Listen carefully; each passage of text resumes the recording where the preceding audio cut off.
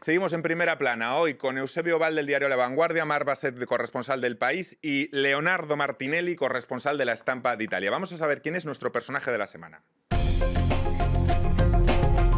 Pues hemos decidido colocar hoy a Yannick Jadot como personaje de la semana en este programa. El gran vencedor de las pasadas elecciones europeas y quizá el único que se ha colado como alternativa a ese duelo del que hablábamos entre Macron y Le Pen. Fue es un activista veterano, un político experimentado, dirigente de Greenpeace y eurodiputado, lo cual le configura un currículum, digamos, también con credibilidad, tanto en asuntos europeos como en asuntos de ecologismo. Su ideología no es fácilmente encasillable, lo vamos a ver ahora, tampoco lo es su relación con el libre mercado. ¿Qué factores pueden explicar su éxito? Porque podemos hablar tanto de factores internos de Francia como también factores externos, ¿no?, que pueden explicar el buen resultado de los verdes. A lo mejor tendríamos que hacer una diferenciación, ¿no? ¿Qué os parece, Leonardo? Sí, debo decir que fue un personaje completamente subestimado desde los periodistas en la campaña. Yo también no podía imaginar este éxito. Yo creo que es creíble.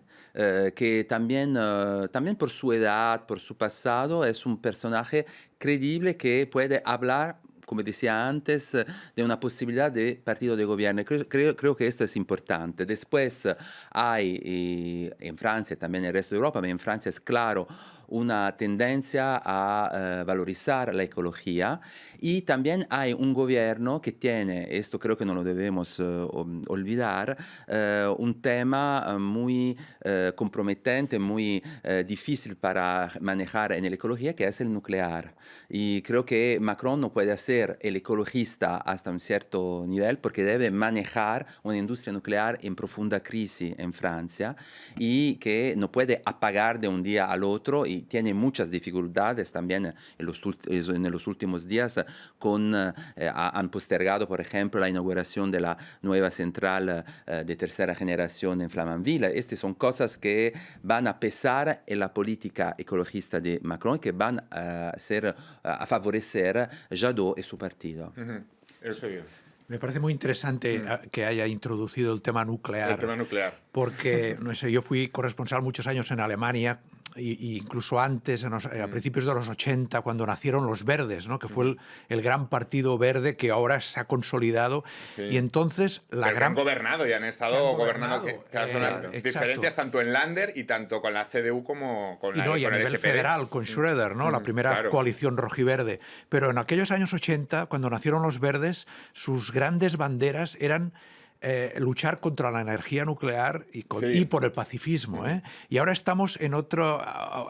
parece que la lucha contra el calentamiento global es la prioridad, pero en este país, como decía el colega, este es el país con un porcentaje más alto en el mundo de producción de energía nuclear. Y este sector está en cuestión, se quiere reducir. Eso va a ser un gran debate en los próximos años en este país. Pero yo creo que sí, que ha tenido mucho éxito esta vez los Verdes, pero progresivamente los otros partidos incorporan estos temas inevitablemente, porque es inexorable. Es inexorable. ¿No? Es inexorable. Entonces, yo no estoy tan seguro de que los Verdes, por el sistema electoral que hay en este país, puedan repetir tan fácilmente este éxito en las europeas en otras elecciones. Pero quizá ¿no? el currículum de Jadot es lo que le puede diferenciar o dar más credibilidad respecto a los demás, Marc. Sí, yo creo que esto es un factor, pero también otro factor es que hay muchos votantes de centro-izquierda y de izquierda moderada, huérfanos, ¿no? El Partido Socialista prácticamente está extinguido. Hay un partido de izquierdas, pero que es izquierda radical, que es la Francia insumisa, de izquierda radical y populista de Jean-Luc Mélenchon, que muchos votantes progresistas no se reconocen en ella. Y estos votantes que quizá votaron a Macron hace 2 años han visto, bueno, como decíamos, que Macron gobierna más bien hacia el centro derecha, y han perdido se han quedado sin hogar, digamos, ¿no? Y los verdes aparecen, es decir, con toda la indefinición ideológica que pueda tener Yannick Jadot, sí que es una izquierda, yo diría, de sistema, no es una izquierda antisistema como sería Mélenchon, ¿no? Y por eso yo creo que es un factor importante también para explicar su éxito electoral. ¿Cómo puede discurrir su estrategia de cara a 2022? Él no oculta que quiere presentarse a esas presidenciales. Yo creo que hay un elemento que es importante para Jadot también para 2022. Porque espectro tiene, como estaba diciendo Mar, espectro hay. Un elemento importante creo es que el partido ha tenido mucho éxito entre los jóvenes. Sí, fue un partido muy fuerte. Esto es una cosa positiva para ellos, porque los jóvenes en Francia, como en otros países europeos, no tienen esta relación muy fija, importante con partidos tradicionales. Entonces creo que él sí va a apuntar, y creo que va a apuntar a 2022, a los presidenciales, va a intentar de aprovechar de eso y aprovechar, como decimos antes, del hecho que para los otros partidos, para Macron, también por Marine Le Pen, incorporar el ecologismo no es tan fácil, porque también la extrema derecha hace una batalla, por ejemplo, contra el eólico. No es tan fácil y creo que en este sector ellos pueden decir muchas cosas y aprovechar de muchas cosas. ¿Queréis añadir algo más?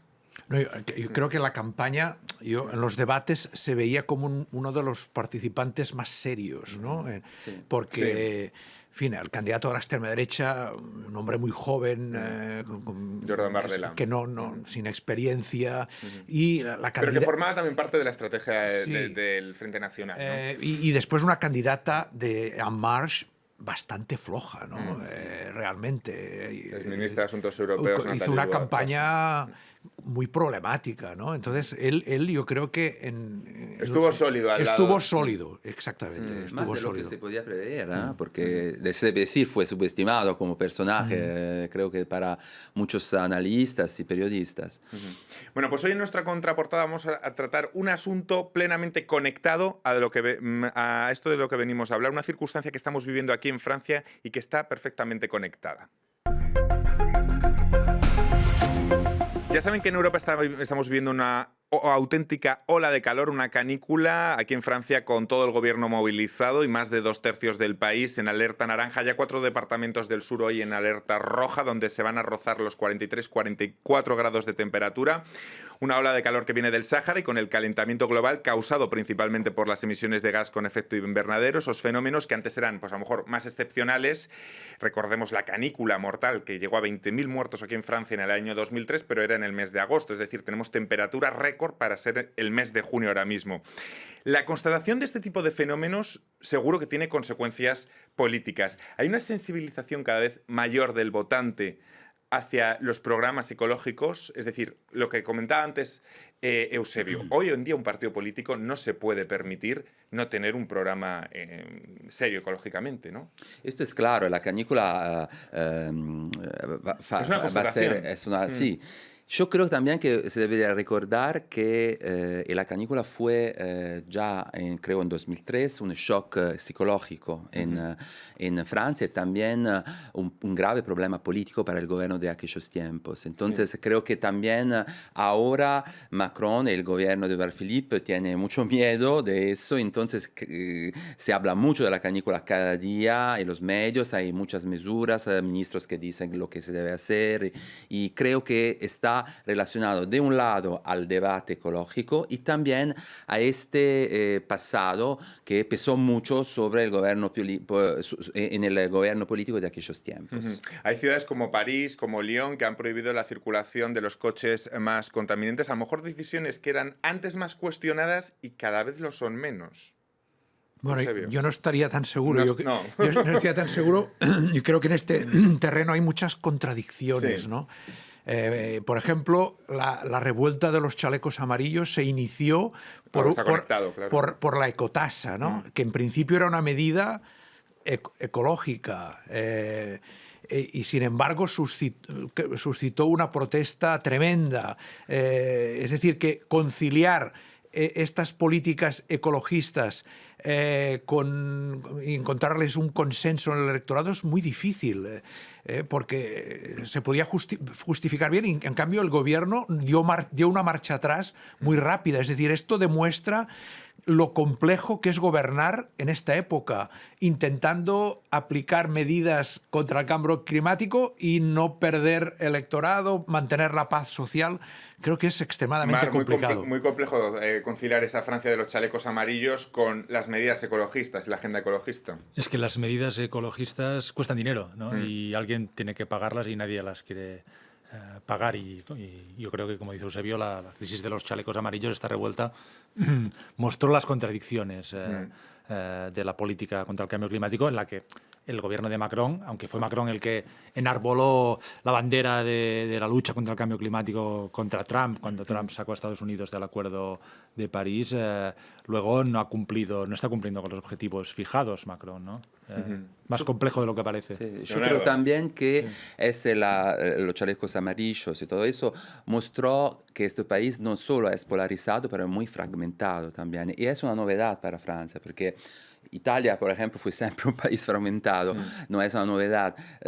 Francia fue en el pasado un país muy homogéneo, también de un punto de vista sociológico y económico. Ahora, con la globalización, Francia también tiene muchos puntos de vista diferentes, muchos tipos diferentes de vida, y entonces es un país más fragmentado también en las exigencias ecológicas.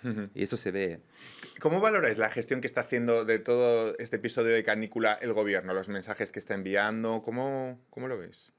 A mí me parece que no está muy centrado, ¿no? Me da la sensación que van enviando mensajes, sale la ministra de Sanidad, de Educación. Yo, cuando mi medio me pide, bueno, ¿qué medidas están tomando? Sí, en el tema de escolar, parece que cada municipio va por su lado. Yo creo que están muy en alerta y muy preocupados de que no haya consecuencias graves, pero no tienen una estrategia muy clara. Quizá muy también clara. porque en la memoria colectiva de este país hay un precedente traumático, que fue el de 2003. Marc. Sí, yo creo que hay un punto de sobreactuación, ¿no? Lógico y comprensible, ¿no? Mejor pecar por exceso que luego encontrarse con 15.000 o 20.000 muertos, como ocurrió en el 2003, ¿no? Y por lo tanto, bueno, se entiende. Y esto, yo creo que de esto participan los medios de comunicación, las televisiones de información continua. No creo que sea criticable, porque siempre es mejor prevenir, aunque sea por exceso, que luego encontrarse con este drama, ¿no? Pero bueno, vamos a ver cuando llega el golpe fuerte de la canícula. Estamos en París, no sé si lo compartís. Hace calor, pero yo a mí no lo percibo como para algo... 3 españoles y un italiano, esto no es para tanto. Pero no bueno, es tanto. Claro. no es para tanto. 36, bueno, pues nada, 36 en España es un día de playa, 36, ¿no? Yo creo que el problema va más allá, es esta espectacularización de la política, ¿no? De la necesidad de reaccionar inmediatamente a todo. Es decir, no hay sosiego. Estamos en una época de demasiada inmediatez. Sí, y entonces y la política relacionada con los medios de comunicación, con esa inmediatez. Y ante un fenómeno como este, yo los veo un poco inseguros. Me quedo sin tiempo. Muchísimas gracias a los tres. Ha sido un placer por acompañarme en este En Primera Plana, y a todos ustedes hasta la próxima semana. Muchas gracias.